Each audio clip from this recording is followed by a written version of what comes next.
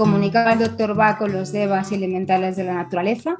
Entonces, bueno, esta es la pregunta que yo me hice cuando empecé a hacer que creé un curso de elaboración de los remedios de Bach, pero con técnicas de comunicación con los elementales y con los devas, que para eso me he venido aquí al Pirineo precisamente a lo más salvaje que hay, ¿no? Aquí, bueno, es alucinante, árboles monumentales. Pero bueno, yo me hacía esta pregunta porque digo, intuitivamente decía sí, pero como soy una persona bastante de demostraciones empíricas, dije, bueno, pues voy a rastrear y a ver qué encuentro, ¿no? Y lo primero que me planteé es, bueno, para comunicarse a este nivel no valen las habilidades normales, es decir, las habilidades de nuestros 5 sentidos no nos valdrían para comunicarnos con los devas y los elementales. Entonces, ¿qué habilidades de comunicación tenía Bach? O sea, yo soy pasos muy lógicos. O sea, se comunicaba con los devas, vale, pero ¿qué capacidades de comunicación tenía Bach? Entonces, el punto de partida es que para mí Bach reúne todas las condiciones de un canalizador, pero un canalizador natural, es decir, porque a canalizar se puede aprender, es decir, todo con trabajo y disciplina se puede adquirir. De alguna manera lo tenía todo innato. Entonces, el punto de partida es, bueno, era un canalizador. ¿Qué es canalizar, no? Entonces, canalizar es el acto de recibir mensajes o información que procede de otros planos o entidades de otras dimensiones. O sea, no es la comunicación normal que nosotros entendemos de hablar o gestos o no, es otro tipo de comunicación. Entonces, ¿qué podemos canalizar o con qué entidades nos podemos comunicar? Pues desde nuestro yo superior o nuestro ángel de la guarda, guías espirituales, maestros ascendidos, ángeles, arcángeles y por supuesto también seres elementales, espíritus desencarnados también. O sea, que nos podemos comunicar, depende de nuestro rango de frecuencia y nivel un poco evolutivo, podemos conectar con ciertos rangos de información, porque claro, algunos están en 4ª dimensión, otros están en 5ª, en 6ª, en 7ª, etc. Entonces, canalizar consiste en decodificar un mensaje, es decir, lo que llega es una información. Y dependiendo del canalizador, pues hay quien canaliza a través de la vista, o lo que sería el 6º sentido, el 6º chakra, hay quien canaliza a través del oído, porque escucha, hay quien ve, hay quien siente, es decir, pero lo curioso es que Bach reúne todas las habilidades, no era especialista en una habilidad, es que las tenía todas y altamente desarrolladas. Entonces, por un lado, la clarividencia, ¿no? La clarividencia consiste, como dice la palabra, ver claro, ¿no? Es la capacidad de ver otras personas, lugares, cosas, independientemente del tiempo o la distancia. Algunos ven imágenes, símbolos, tienen visiones, otros ven auras, campos energéticos, espíritus desencarnados, por ejemplo. La clariaudiencia, pues es el don psíquico de la audición, es oír claro, pero es la habilidad psíquica de oír más allá de lo físico, es decir, más allá del oído físico. Y podemos escuchar o podemos oír a seres que están en dimensiones superiores a la nuestra. Luego, si nos vamos a otra habilidad psíquica, tenemos la clarividencia, ¿no? Esta es una de las grandes habilidades que tenía Bach, que es sentir de manera física o emocional lo que está ocurriendo a otras personas o seres. O sea, es el don de percibir y sentir la energía, también la actitud y la respuesta emocional. Y esto lo tenía Bach, o sea, lo mismo que cogía un pétalo, se lo ponía en la lengua y podía sentir en sus carnes para qué servía esa flor, entre otras cosas, ¿no? Y luego el clariconocimiento, es decir, es tener información, tener acceso a una información que tú no puedes adquirir por los 5 sentidos. Es decir, sabes que lo sabes, pero no sabes por qué lo sabes. Y esto se llaman certezas. Y creo que, bueno, casi todos, a ver, a poco que nos pongamos, podemos desarrollar o todas las habilidades o como mínimo una. Y bueno, cada persona en función de cómo es, pues tiene más desarrollada una habilidad psíquica que otra. Entonces yo dije, vale, para mí, con mis recuerdos y todo lo que he leído de Bach, Bach reúne, o sea, hay más habilidades, pero estas son las principales. Voy a buscar cada una de estas habilidades en lo que tenemos, en la información que tenemos, sobre todo por Nora Wicks, la biógrafa, ¿no? Que nos habla de cosas. Y aquí pongo un pequeño recuento de vamos a ver, las habilidades psíquicas de Bach. Entonces, estos son extractos del libro de los descubrimientos del doctor Bach. Entonces dice, en los últimos años Bach había notado que sus sentidos se habían agudizado y desarrollado y que era capaz de sentir, oír y ver cosas que antes no podía. Mediante su sentido del tacto muy desarrollado podía sentir las vibraciones emitidas por las plantas que examinaba y su cuerpo reaccionaba inmediatamente a esas vibraciones. Esto es clarisensibilidad, es decir, por el tacto puede de alguna manera entender y saber para qué servía esa planta. Esto no es una habilidad muy corriente, de hecho. Luego, otro extracto, ¿no? Bach había desarrollado de tal modo su intuición que era capaz de predecir algunos sucesos. Una vez advirtió a un grupo de pescadores que determinado día, para el cual faltaban 3 semanas, se desataría una tempestad y le sugirió que ese día aseguraran sus botes en la arena y resguardaran sus cacharros y redes. 3 semanas después, el día que le había indicado, se desató una gran tormenta. O sea, esto es, por un lado, clariconocimiento, es decir, tener un conocimiento que no sabes de dónde viene, pero lo sabes, tienes la certeza, y por otro lado, la clarividencia. Es decir, poder proyectarse, visión remota, y poder proyectarse a un lugar en el futuro y ver lo que va a pasar. Otro más. Un día, durante el primer año que estuve en Comer, mientras caminaba por el bosque, se encontró con un leñador y le preguntó qué camino debía tomar para volver al mar. El hombre era anciano y comenzó a contarle a Bach que tenía una enfermedad en la lengua, que casi no podía comer, beber ni hablar con comodidad. Bach se dio cuenta de que la enfermedad que el hombre padecía se encontraba en estado avanzado y que poco se podía hacer con la medicina tradicional. Le puso la mano en el hombro y le dijo que fuera a visitarlo a la ciudad para tomar juntos un trago y brindar por su salud. Hay algo que está sonando por ahí. Sí, por favor. Algo. Ahora, Rosa, ya ha cerrado el micro, ya está. Vale. Entonces aquí vemos, aquí no lo he puesto todo porque era más largo, Bach le pone la mano en el hombro al señor y se cura automáticamente de la lengua, ¿no? Luego se lo encuentra y él le explica que desde que le puso la mano se había curado. Esto también es una habilidad psíquica, en este caso es el de canalizar la sanación, que también la tenía. O sea, es que bueno, era un repertorio. Otra más, dice, Bach, con sus poderes de clarividencia altamente desarrollados, vio el espíritu del hombre suspendido por encima de sus cuerpos y urgió a los profesionales a seguir con sus esfuerzos. Continuaron intentando la reanimación durante 2 horas y cuando consideraban que ya no tenía sentido seguir intentándolo, Bach les pidió que continuaran por si el espíritu decidía retornar al cuerpo. O sea, ve espíritus desencarnados también. O sea, más claro el agua. Luego, esto también lo dice Nora, cada vez que iniciaba la búsqueda de un remedio comenzaba a sentir él mismo el estado mental para el cual estaba buscando remedio y lo sentía y padecía con tanta intensidad que aquellos que lo rodeaban temían por su cordura.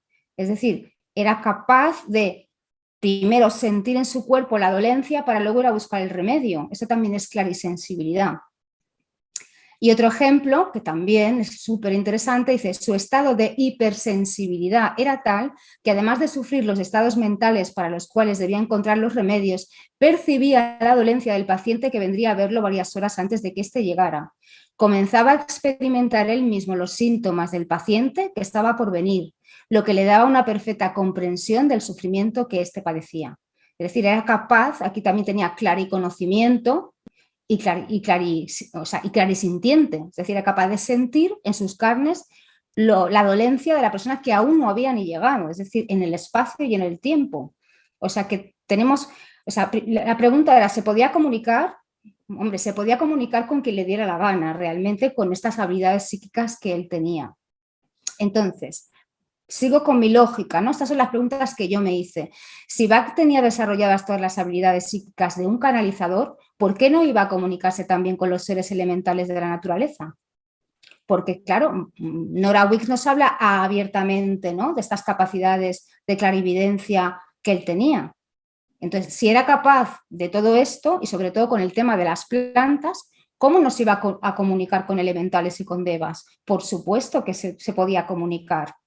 Entonces, otra cosa es que nos haya dejado por escrito y tener una cosa, incluso en la actualidad, todos, o sea, o por lo menos la mayoría, damos crédito a personas que canalizan, pues yo qué sé, al yo superior, o canalizan un arcángel, o canalizan a María Magdalena, o canalizan y nos parece lo más normal.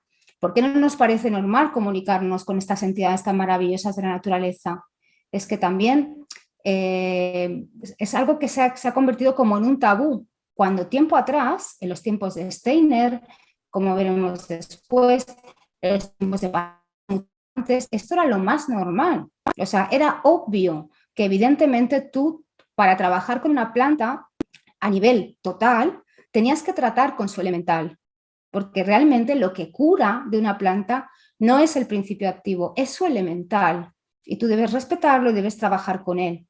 Entonces, para mí eran preguntas como muy obvias. Luego, claro, si Bach se comunicaba con los elementales, aunque no haya dejado prácticamente nada, yo, otra pregunta que me hago, ¿qué conocimientos podía tener Bach sobre este tema? Y también me puse a investigar y, descubrí muchas cosas. Por un lado, Bach, o sea, esto no es una suposición, Bach menciona a Paracelso en numerosas ocasiones, ¿no? Y lo alaba su trabajo, lo respeta y admira, ¿vale? Entonces, Paracelso, evidentemente, aparte de médico, cultivó la astrología, la alquimia, la magia, trabajaba con elementales, y bueno, a su ingenio debemos muchísimas investigaciones, tratamiento de la epilepsia, la sífilis y lo que podríamos denominar el predescubrimiento de las vacunas. O sea, fue un genio realmente Paracelso. Y Bach lo admira. ¿Qué pensáis? Que no conectó no solamente con la asignatura vegetal y las influencias planetarias, sino que para Paracelso era esencial trabajar con los elementales de las plantas.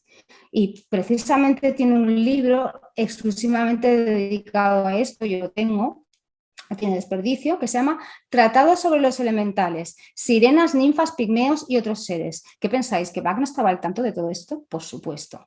Entonces, para Celso, en este libro, define a los elementales como entidades vinculadas con el mundo mineral, vegetal y animal, íntimamente relacionadas con su elemento del que son guardianes. Así, los gnomos son los guardianes del elemento tierra, las ondinas son las guardianas del elemento agua, el aire, los silfos o elfos, y del fuego las salamandras. Entonces, Paracelso menciona que sí, se desea trabajar en la naturaleza, se deben tener en cuenta estas entidades, mostrarles respeto y compromiso, ya que constituyen jerarquías de equilibrio en el ecosistema en el que se trabaja.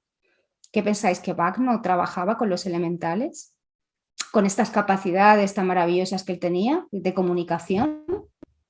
Para mí, por supuesto. Y eso no le quita un ápice a su valor como científico, porque Bach realmente encarnó lo que Steiner denominó la ciencia espiritual. O sea, era un científico de campo, pero que no desechaba la capacidad intuitiva, porque eso también te da una valiosa información.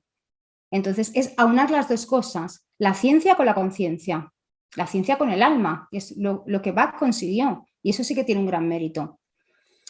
Bueno, luego tenemos otro fabuloso personaje que evidentemente sí tuvo influencia sobre Bach.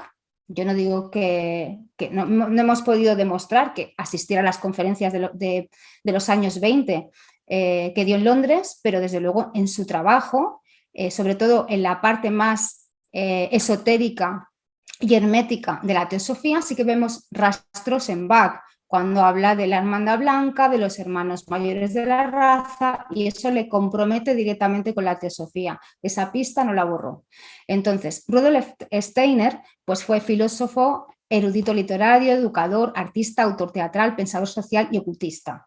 Fue fundador de la antroposofía, la educación Waldorf, la agricultura biodinámica, la medicina antroposófica y de la nueva forma artística de la euritmia. O sea, fue un genio. Para mí, desde luego, es para investigarlo este hombre y bueno, a mí me apasiona. Pero aparte de la influencia teosófica que sí hubo de Steiner y en general la teosofía en Bach, ¿de qué pensáis que trataba también Steiner? De lo mismo que Paracelso.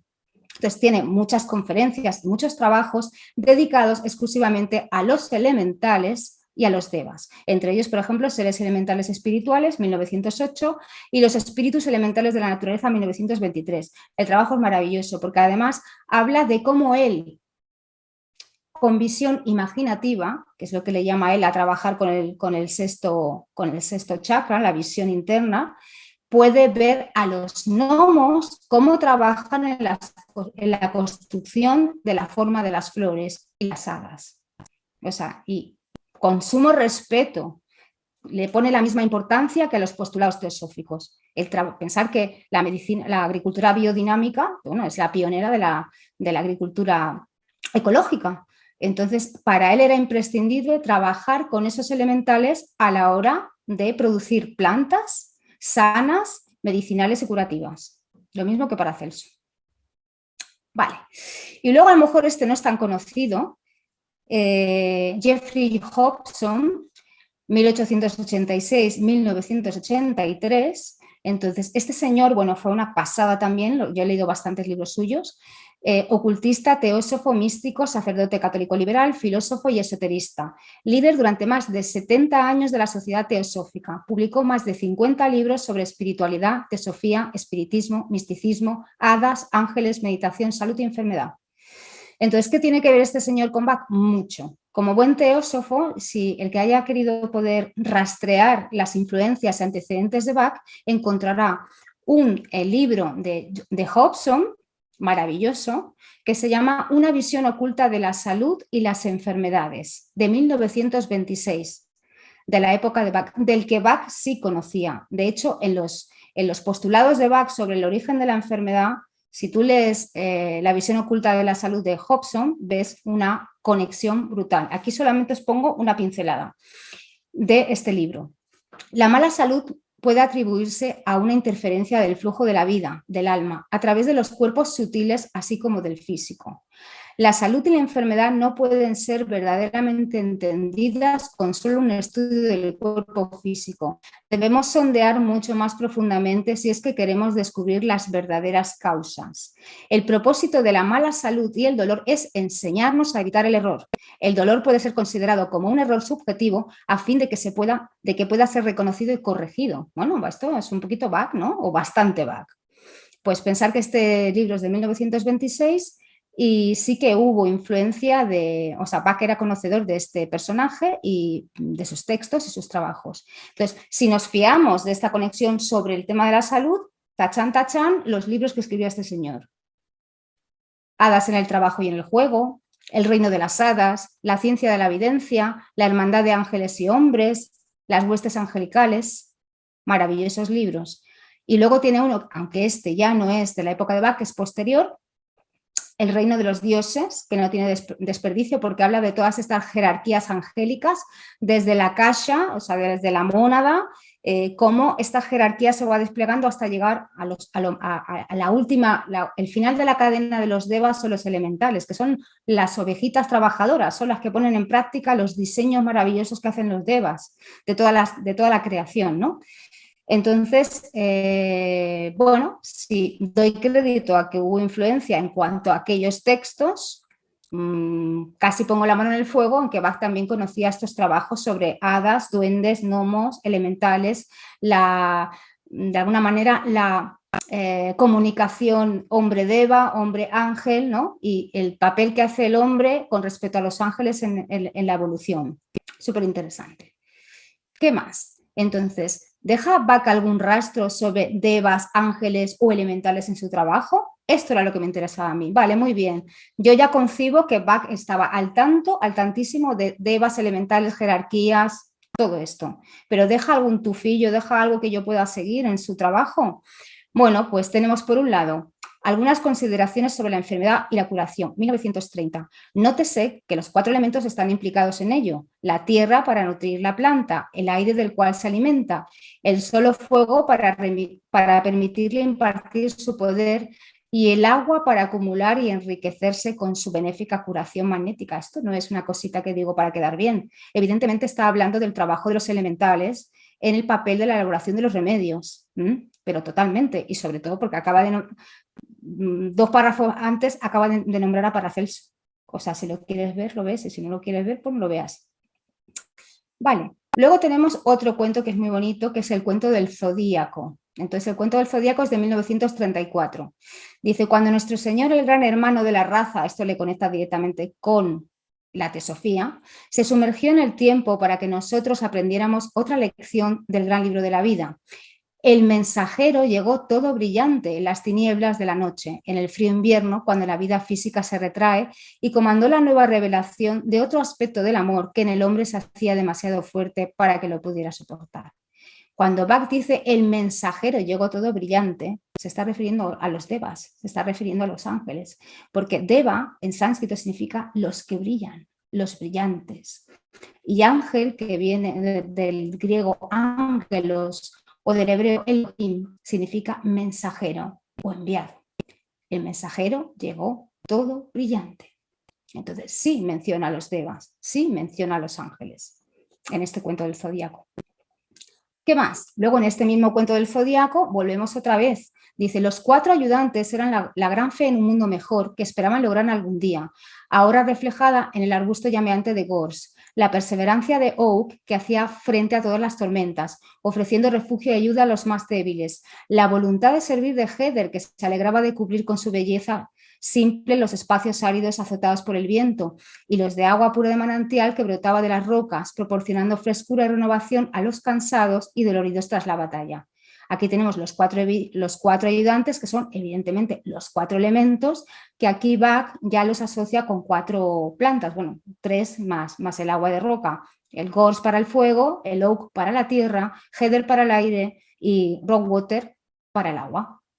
O sea, volvemos otra vez a los elementos, los guardianes que son los elementales y que en este caso son los 4 ayudantes.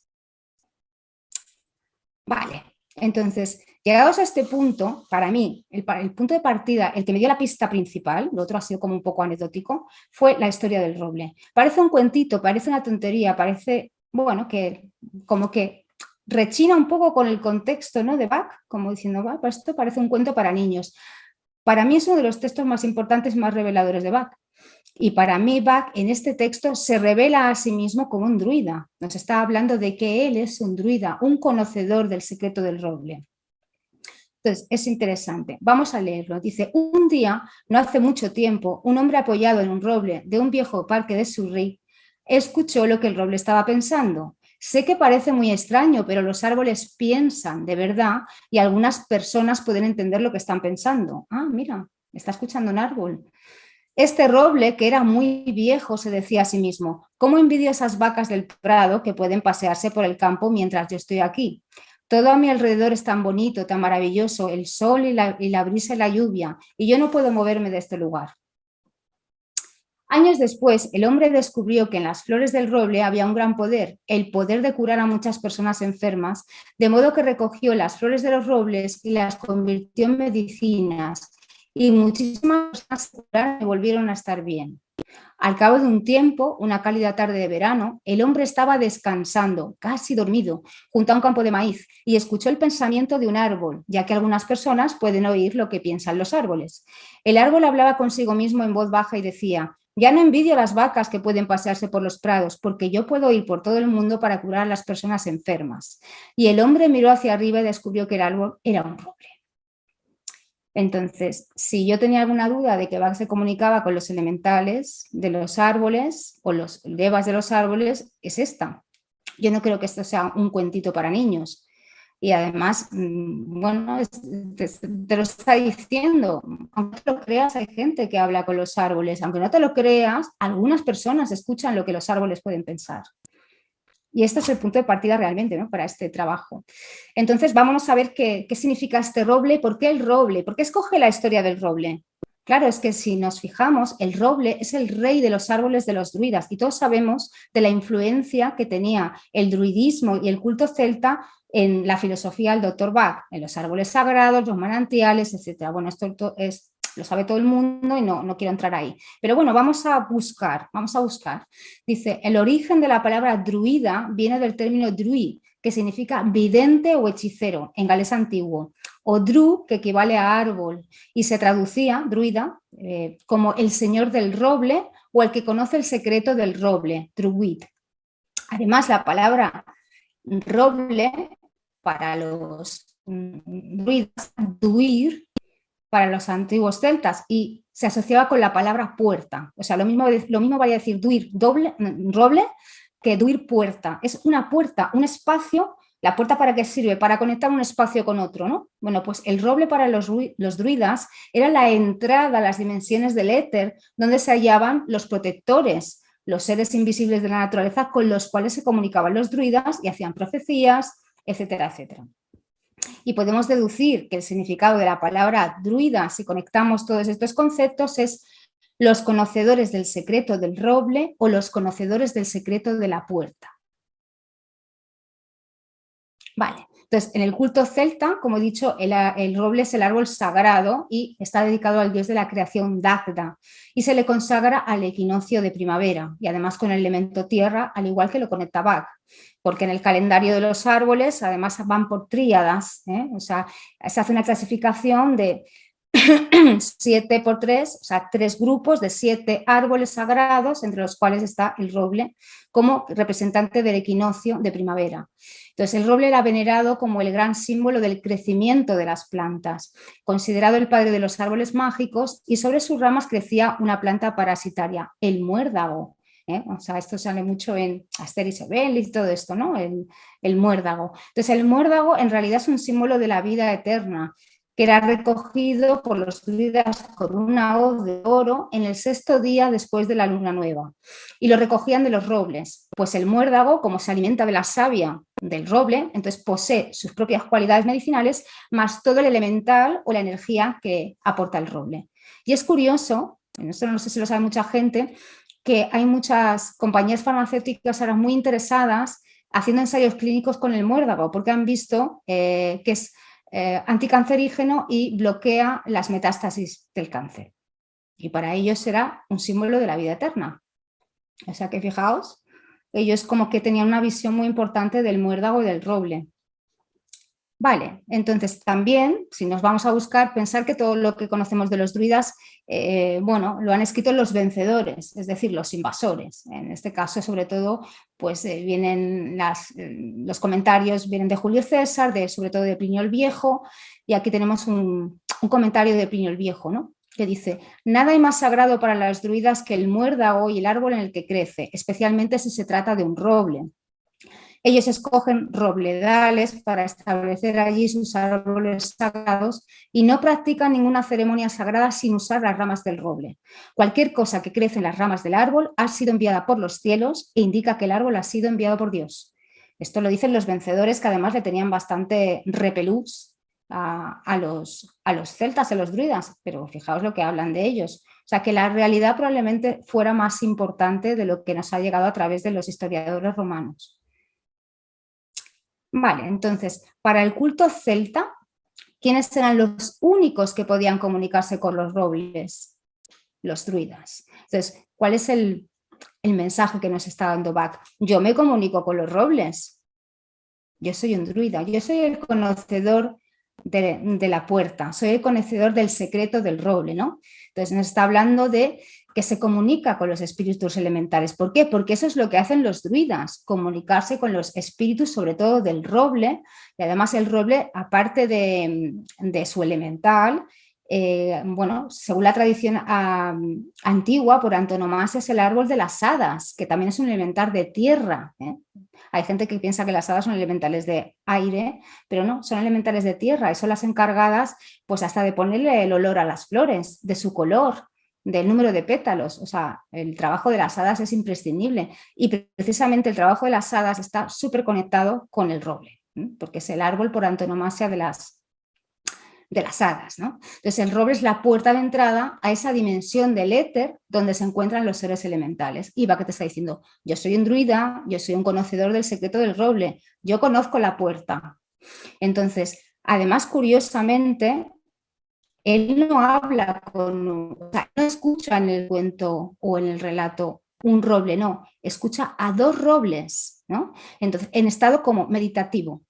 Casi dormido es en estado meditativo. Escucha el pensamiento de 2 robles que, a pesar de estar separados en el espacio y en el tiempo, comparten el mismo campo de información. Es decir, no está hablando con un roble en concreto, sino con su elemental o el deva, que es el que se encarga de toda la especie. Es decir, no es una entidad individual, porque después, cuando escucha el pensamiento de otro roble años después en otro lugar, el mensaje, el campo de información que comparten los robles es el mismo. Aquí podríamos hablar de elemental, de deva, e incluso, mira, ayer fue divertido hablando con Olga de los campos morfogenéticos.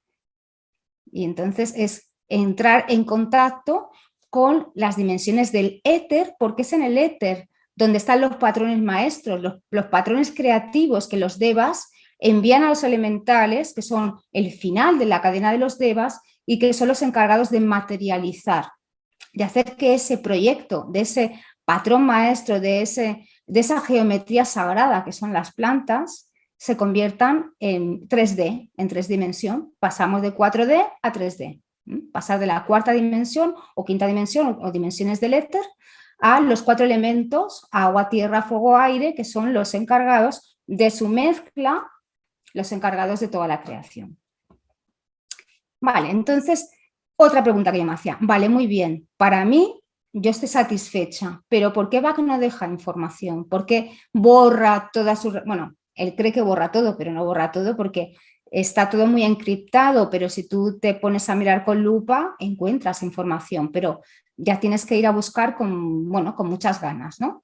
Entonces, ¿por qué? ¿Por qué desaparece la mayoría del trabajo? Casi todo el trabajo, seguramente ahí aparecerían textos de Steiner, de Hobson, de Paracelso, de la botánica oculta, muchísimas cosas que no tenemos ni idea. ¿Por qué? Porque en verano de 1935 va enciende una gran hoguera donde quema gran parte del trabajo de sus últimos años. Y claro, dices, jolín, qué bestia, ¿no? ¿Para qué lo haría? Yo me pregunté, ¿para qué lo hace esto, no?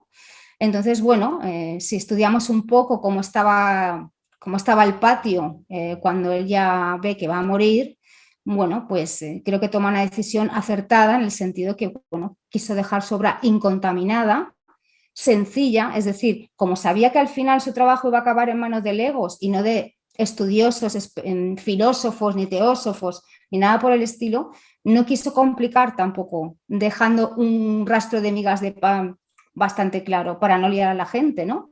Ni con teosofía, ni con astrología, ni con alquimia, ni con nada. Entonces quiso borrar todas las huellas, dejar su obra incontaminada y, bueno, y borró todo lo que pudo sobre teosofía o cualquier corriente esotérica de la época. Vale. Pero ¿por qué esa necesidad de desvincular su sistema floral de cualquier elemento hermético esotérico? Entonces, aquí sí que estoy muy de acuerdo con la teoría de Ricardo Mateos. ¿Por qué? Porque ningún hombre es una isla y por muy, de alguna manera, evolucionado, místico, elevado que fuera Bach, vivía en un contexto social histórico concreto y el de su época no era precisamente muy chulo. Es decir, estamos hablando de el magma de la Segunda Guerra Mundial, es decir, está prácticamente metido cuando ya está el alzamiento fascista Mussolini, cuando Hitler ya es canciller de Alemania, es decir, él ya sabe lo que viene y como buen canalizador y buen clarividente, yo estoy segura que sabía lo que venía y que venía una gran guerra, la Segunda Guerra Mundial. Tampoco había que ser muy listo para verlo, pero creo que Bach mejor que nadie sabía lo que estaba pasando. ¿Y qué estaba pasando en la aristocracia de su época con la que él tenía tantos contactos? Pues en la Inglaterra de los años 30, parte de la alta sociedad británica patrocinaba a los grandes esoteristas y ocultistas del momento, como Gurdjieff o Pensky. Entonces, estos ocultistas y teósofos, e incluso iluminados que venían de la India, o por ejemplo el caso de Krishnamurti, tenían mecenas, y esas mecenas eran de la alta aristocracia. ¿Pero qué le estaba pasando a esa alta aristocracia precisamente en los años 30? Y sobre todo conecta mucho con que fue en 1935 que Bach quema todo, porque en 1935 pasan muchas cosas en Inglaterra. Entonces, parte de la aristocracia basculaba hacia posturas fascistas como solución al comunismo y, por tanto, el mundo esotérico de la época corría el peligro de vincularse directamente con la ultraderecha nazi. Entonces Bach dice, a ver, yo quiero que mi trabajo perdure o que acabe en manos del fascismo y del nazismo, como van a acabar todos estos. Porque claro, si están mecenados y patrocinados por la alta aristocracia que está ya, bueno, a ver, en 1935 a mí me llama la atención, porque es justo cuando el hijo del rey V, el príncipe de Gales, al morir el padre, pues bueno, sube al trono, pero sube al trono con la idea de asociarse con Hitler, con la idea clara de asociarse con Hitler para acabar con el comunismo. Entonces, la corte se pone las manos en la cabeza pensando en lo que les viene. Entonces, bueno, le ayudaron a abdicar y lo camuflaron con la historia de sus amores con la americana divorciada Simpson, con la cual luego se casó y bueno, abdicó con esta excusa, pero la excusa no era esa, es que dijeron, ya te estás yendo, porque vamos, o sea, es que hubiera podido acabar Inglaterra siendo aliada de Alemania. O sea, imaginaos cómo estaba el patio en 1935. Entonces, ¿qué pensáis? ¿Que Bach no estaba al tanto de todo esto? Pues yo entiendo que dijera, ups, todo lo que tenga tufo, a teósofo, a masón o a cualquier corriente esotérica o mística, fuera de, bueno, cogió todos los papeles y los quemó, porque claro, lo que menos le interesaba en ese momento es que lo conectaran con el mundo esotérico que estaba tirando ya para el fascismo y ya veremos que al final pues acaba así. O sea que, por eso digo que a mí esta teoría me cuadra y mucho. Entonces, vale, sí, lo del esoterismo, los teósofos y todo eso, vale, lo entiendo, pero, jolín, el druidismo y el mundo celta parece como muy inofensivo, ¿no? ¿Por qué también borra todo esto? Bueno, pues ya veremos, es que hasta el druidismo y el paganismo fueron vindicados por el Tercer Reich. Es que si llegan a ganar la guerra, Hitler lo primero que quería era acabar con el cristianismo, instaurar un pseudo-druidismo, un pseudo-paganismo, pero con sus paranoias. Pero la base era utilizar los cultos celtas. Entonces, eso también lo tuvo que quitar. O sea, y para muestra un botón, el 1 de julio de 1935, Heinrich Himmler, el volado este que buscaba el Santo Grial y todas estas paranoias, comandante en jefe de las SS, crea esto no lo conoce mucha gente, la NERVE, que es la Sociedad de Estudios para la Historia Antigua del Espíritu. Imaginaos. Entonces, la NERVE era una asociación secreta dentro de las SS, era una orden negra que seguía los preceptos del antiguo paganismo germano. Y el antiguo paganismo germano era eminentemente culto celta. O sea que imaginaos que hasta el druidismo acabó pringado de ideología nazi. Entonces, entre digamos, las finalidades y objetivos que tenía esta orden negra, que además se aposenta sobre las estructuras de la sociedad Thule, o sea, imaginaos, entre sus cometidos principales estaban el estudio de las ciencias ocultas, porque evidentemente ahí se estudiaba hasta técnicas de yoga, técnicas Zen, todo lo que fuera para controlar a las mentes, todo tipo de trabajos energéticos, de magia negra, etcétera. O sea, sobre todo Himmler, esto era su misión. Y todo esto, todo este control que querían ejercer, lo que querían hacer era destruir el cristianismo e instaurar una nueva religión nazi en Alemania. Entonces, el primer departamento que se creó en esta orden secreta dentro de las SS fue el estudio del antiguo alfabeto rúnico, y por eso nos debe sorprender que hasta el emblema de las SS son runas y que, bueno, las runas se utilizaron para muchas cosas. Es decir, por ejemplo, a los que demostraban su pureza, a los matrimonios que demostraban hasta la tercera generación que eran puros de sangre aria, se les daba una runa de condecoración, una runa germana, una runa antigua. A los bebés que habían nacido esos matrimonios puros y maravillosos de la raza aria, se les daba como un estuche con una runa que era como tú estás bendecido ya por Odín, los dioses y todo el panteón de dioses germanos, ¿no? O sea, imaginaos hasta dónde llegó. Y porque no pudieron más. Y luego también, ¿qué hicieron? Cogieron las fiestas cristianas y las paganizaron. O sea, lo mismo que había hecho el cristianismo con el paganismo, lo hicieron al revés. Suspendieron la Navidad y pusieron una fiesta al dios solar, al dios Mitra, quitaron la Pascua y celebraron Ostara. Es decir, empezaron a utilizar las fiestas celtas en su propio calendario de su religión, que bueno, que era evidentemente con una base druídica, pero claro, todo tergiversado y todo envuelto en satanismo y maldad, porque era lo que Hitler realmente buscaba, ¿no? El control absoluto. Entonces, esto hace que tengamos tan pocas pistas sobre estos temas, pero estos temas y otros tantos, ¿no? Pero que a mí, pues la investigación me ha apasionado y evidentemente para mí la respuesta a si Bach se comunicaba con los elementales y los devas de la naturaleza, indudablemente sí. Y además, como muestra un botón, nos está diciendo yo soy un druida, yo me comunico con los seres del éter, con los elementales, con los espíritus de la naturaleza. Y por eso su trabajo es tan maravilloso, no solamente la parte científica, sino esa capacidad que tenía él para conectar con el deva de la planta. Automáticamente, al ponerse un pétalo, ¿con qué estaba conectando él? Estaba conectando con su elemental. Y su elemental le estaba dando información súper valiosa.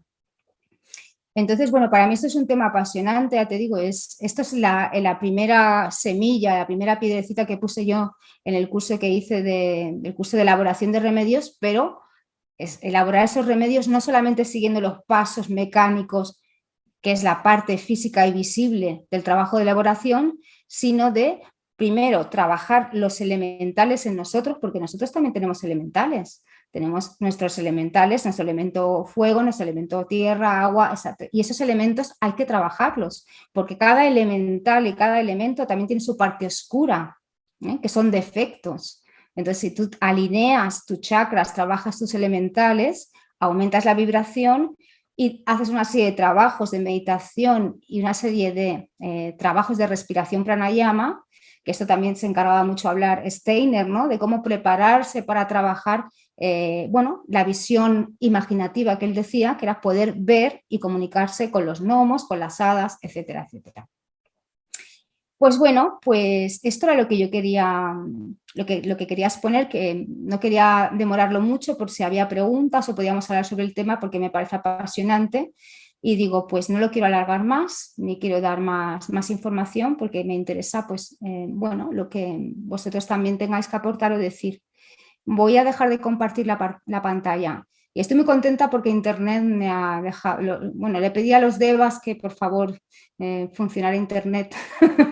Dejo de compartir. Pues ha ido muy bien, Raquel. Oh, estoy contenta, no se cortó, sí, menos mal.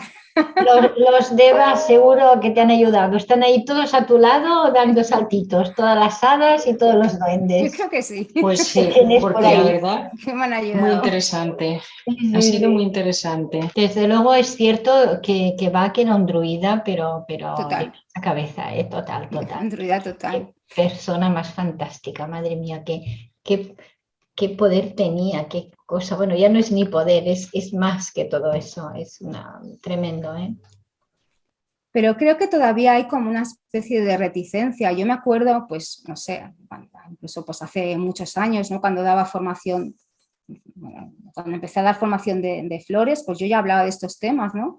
Y recuerdo que me miraban como diciendo, ¿pero qué hace esta tipa hablando de hadas y de gnomos y de tal? Y yo decía, ¿te sorprende? Digo, ¿no te sorprende que alguien canalice a María Magdalena y te sorprende que alguien pueda comunicarse con gnomos o con hadas o con el espíritu de un árbol? O, fíjate cómo hasta dentro de nuestra profesión, que se supone que es muy abierta, que, no sé, tenemos como una conciencia muy elevada, ¿no? De nuestra unión con la naturaleza y todavía estos temas es como, estos son cuentos de niños, ¿no? O sea, pienso que hay que vindicar todo esto, esta parte, sacarla de la oscuridad del tabú porque, vale, sí que es cierto que hace 30 años alguien te venía y te decía que estaba canalizando al Arcángel Miguel, pues probablemente lo llevarás al hospital. Pero claro, en los tiempos que estamos, que ya estamos despiertos y ya entendemos muchas cosas, pienso que esta parte no se habla de Bach, no se habla en Bach. Sí que hablamos de que era un clarividente y de que veía los espíritus y un montón de cosas que damos por hecho y nadie las cuestiona, pero pienso que hay que hablar de estos temas porque es básico y vital, sobre todo si queremos elaborar y queremos respetar a estos seres. O sea, yo tengo... Sí, dime. Sí. Digo, yo creo que tal como dices, todo terapeuta floral que quiera trabajar con las flores, sea a nivel de terapia y sea como elaborador, como tú dices, tiene que empezar por conocer la planta. Una vez conoces a la planta, cómo se manifiesta, cómo crece, cómo son sus tallos, cómo son sus raíces, entonces cuando realmente puedes comprender y entender qué es lo que la esencia va a aportar a la persona que en estos momentos lo necesita. Al menos yo parto también de esta premisa. Yo estoy de acuerdo. Mira, yo mi trabajo lo enfoqué de la siguiente manera. Era, por un lado, aprende todo lo que la ciencia te puede dar de esta planta. Todo. hasta el último principio activo, hasta la última molécula, apréndetelo. La parte objetiva, la parte científica, pero luego aprende todo de la planta, pero estando con ella. Obsérvala horas, analízala, comunícate con ella, pregúntale. Y a mis alumnos en el curso lo primero que les hago es hacer plantar una semilla y ya trabajar con la semilla, porque a la semilla tienen que ir los gnomos, tienen que ir las hadas, hay todo un trabajo. Es decir, les hago plantar una semilla y ver esa planta crecer, analizarla, estudiarla, pero luego comunicarse con ella. Y no solamente una planta, es que te haces una infusión y ahí hay parte del elemental.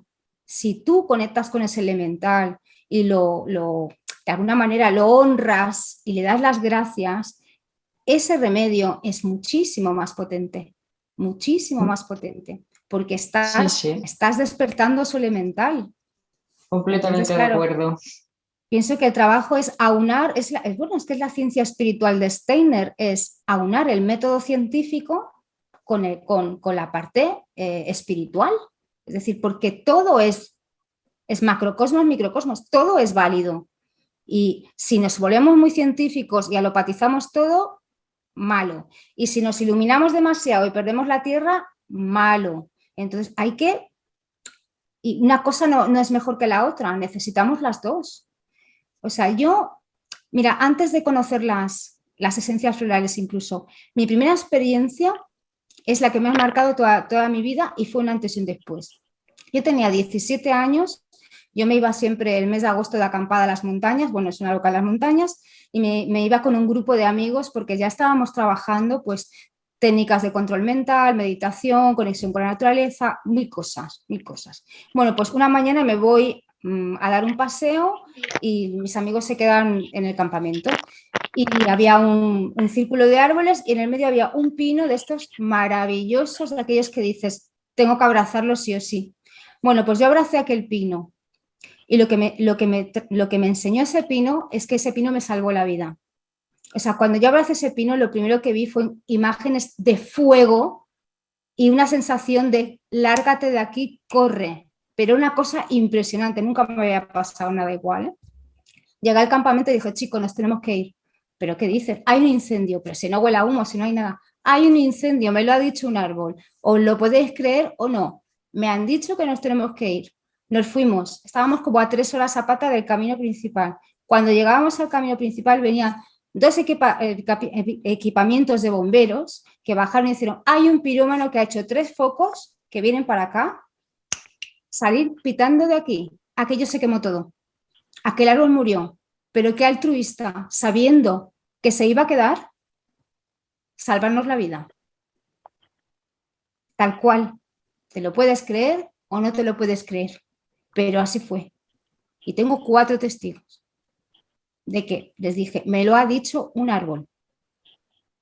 No con palabras, me lo ha dicho con imágenes, pero a buen entendedor, pocas palabras bastan. Y fue así, y tiempo después fui a verlo, todo se había quemado. Y cada vez que me acuerdo lloro, porque es que me salvó la vida aquel árbol.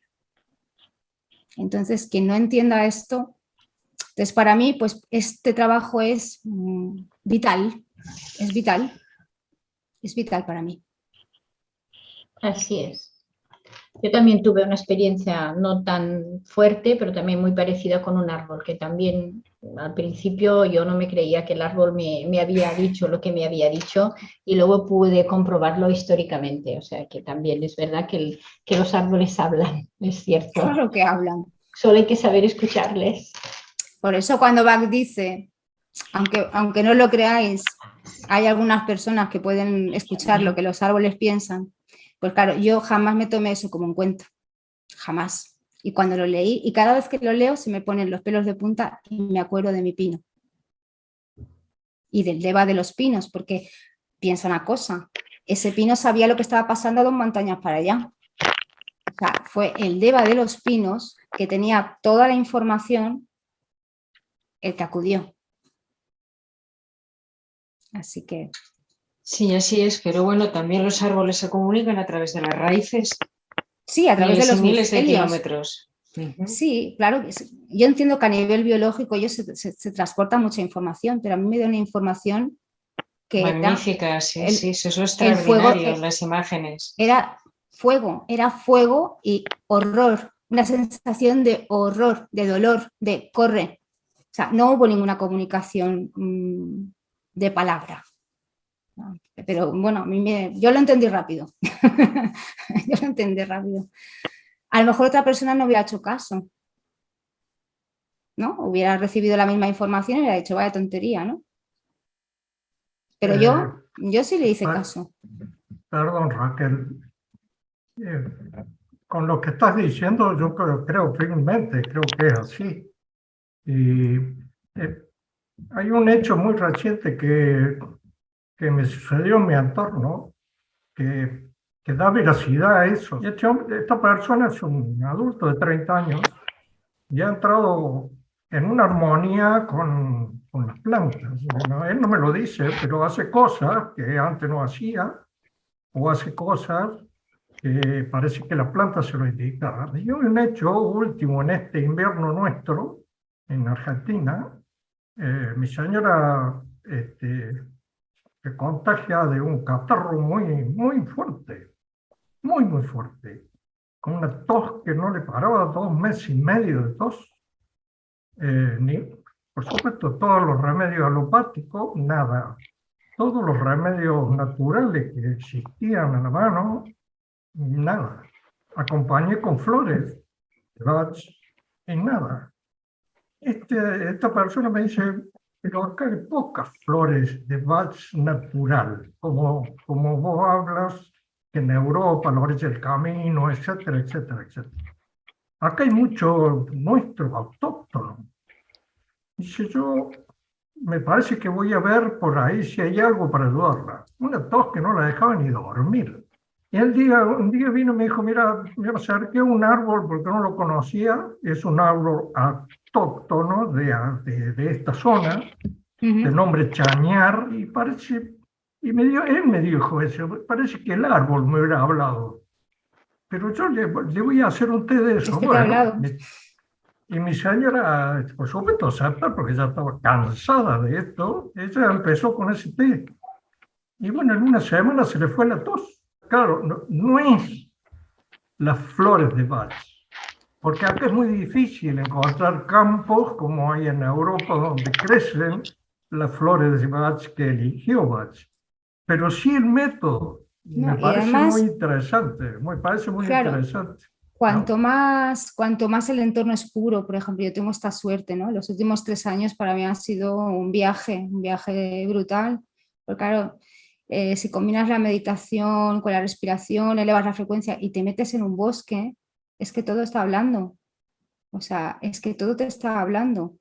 Entonces es una experiencia que dices, madre mía, yo antes me lo sabía en la teoría, ¿no? Pero cuando lo empiezas a experimentar y te das cuenta de que están encantados además de que los reconozcas, de que los honres, de que les hables, de que les digas, ¿no? Cuando entres en un bosque. Entonces, pero es lo que tú decías, tenemos muchos prejuicios. A todos más o menos nos han castrado. Los niños son puros y limpios y como no tienen prejuicios, pues tienen acceso precisamente a estas dimensiones del éter. De forma natural, pero nos castran, nos dicen que eso son locuras, que son tonterías, que eso no existe, y vamos perdiendo esa capacidad de ver estas realidades que están conviviendo con nosotros. Entonces por eso dicen, no, es que solo se aparecen a los niños. Claro, es que antes de que los adultos los hayamos maleado y los hayamos estropeado y le hayamos quitado y lo mismo para canalizar, o sea, la gente no canaliza porque no cree en ello. O sea, hay que cambiar el chip. En el momento que cambias el chip y te abres, es que ya está. Es que es algo innato en el ser humano, pero estamos todos bastante capados y bastante tocados.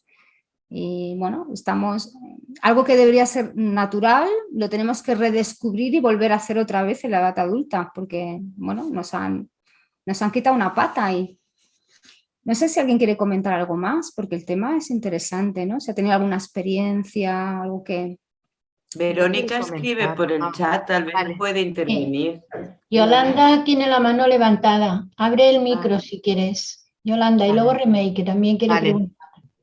Hola, Es que no sé si tiene exactamente que ver, yo creo que sí, como yo lo siento, porque esta mañana he tenido una experiencia, me he levantado con brote de fatiga crónica, mucho cansancio físico, mental, y me he ido al campo, aquí hay muchos olivos, y me he ido debajo de uno, lo suelo hacer. El otro día mandé una foto de un maravilloso olivo, pues me he sentado bajo él, me he descalzado y le he pedido energía y un mensaje. Dame una señal, ¿qué necesito? Y justo me doy cuenta que al lado de mi pie, para mí ha tenido mucho significado. He encontrado esta piedra. ¡Wow! Para mí ha sido una respuesta muy, muy clara. Impresionante. Es la base de todo. Bueno, ya te Parece... está diciendo... Sí, para mí ha sido wow, aquí tengo la respuesta y a raíz de ahí como que he ido recuperando a lo largo del día un poco de vitalidad y un cierto sentimiento de amor incondicional ha sido para mí lo que es lo que necesito para esa sanación que he pedido. Más un olivo, ¿no? Que trabaja todo el sistema energético. Bueno, te está diciendo abre el corazón, ¿no? Ahí está la respuesta. Exactamente. No creo que sea ninguna casualidad, bueno. No es decir, para casualidad. Sí. Nada, quería compartirlo porque justo estaba hablando de este tema y me ha parecido curioso. Pues sí, gracias. Muy bonito. Gracias. Remey, querías decir algo también, ¿no? Sí, Elisa, gracias.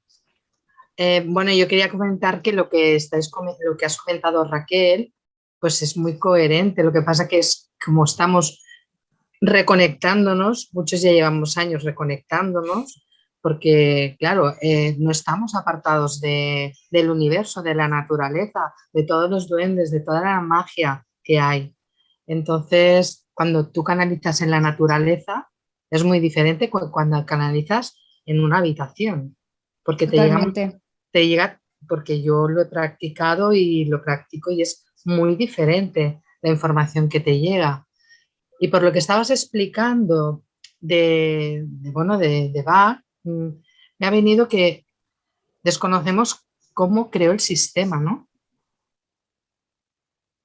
Pues quizás que se lo chivaron ellos, ¿no? Bueno, a ver, pensar una cosa. Él cuando termina la obra él dice, esta no es mi obra. Claro. Esta no es mi obra. Claro. Esta no es mi obra. Claro, él elaboró. Esta obra ha sido enviada por Dios, literalmente.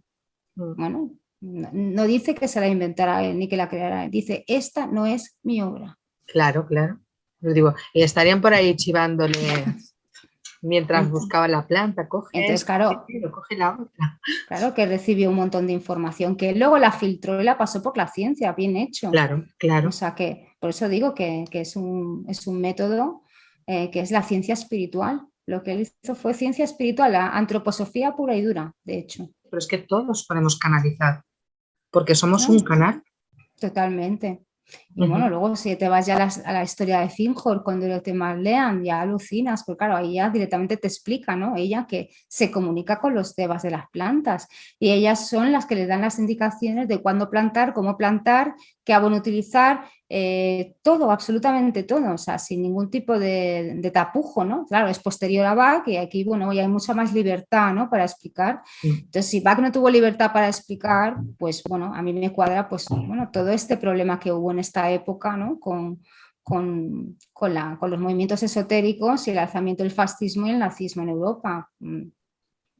Entonces yo entiendo que fue prudente y dijo, voy a quitarle todo sello, toda huella o todo tufo a algo que, bueno, que me pueda comprometer el trabajo. No estaba pensando en sí mismo, estaba pensando en me queda poco tiempo, ¿cómo dejo yo ese trabajo para que perdure el tiempo? Y no acabe en malas manos. Perdón, un truco quiero deciros yo, que yo también soy muy amante de los gnomos, las hadas y todo eso, como sabéis, ¿no? Me dedico un poquitín a este mundo mágico.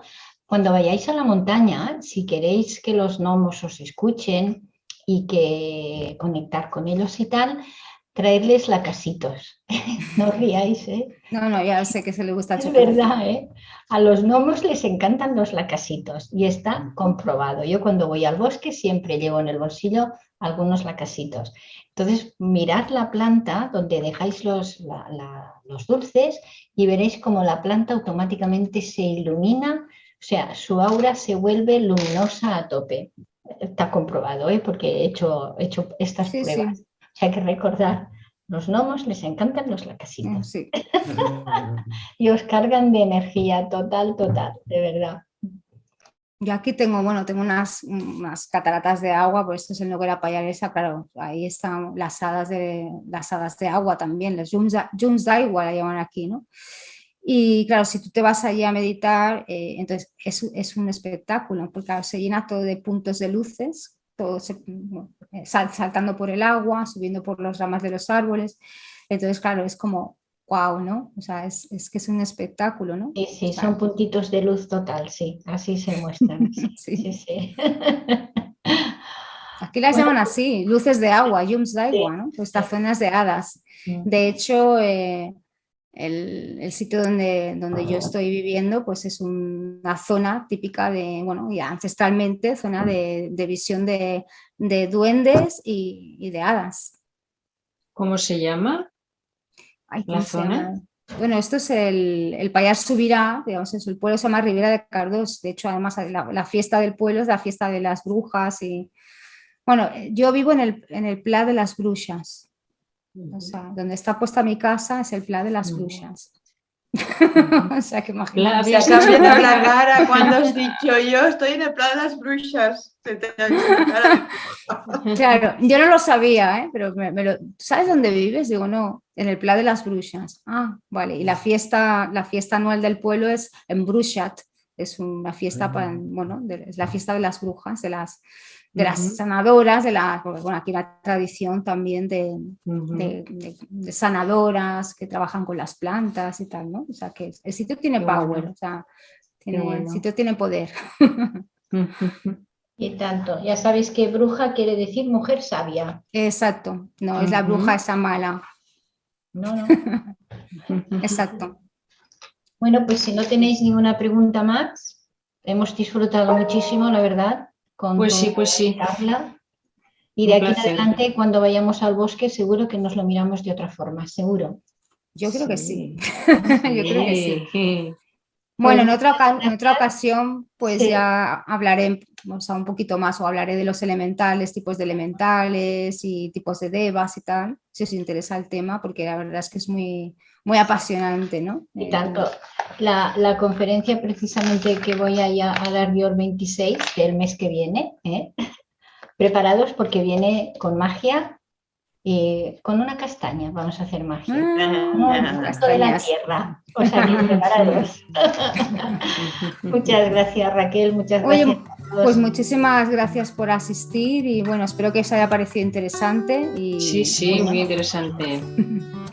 Un aplauso. Me ha encantado. Muchas gracias. Gracias. Un beso fuerte. A ti. Igualmente. Besos a todos.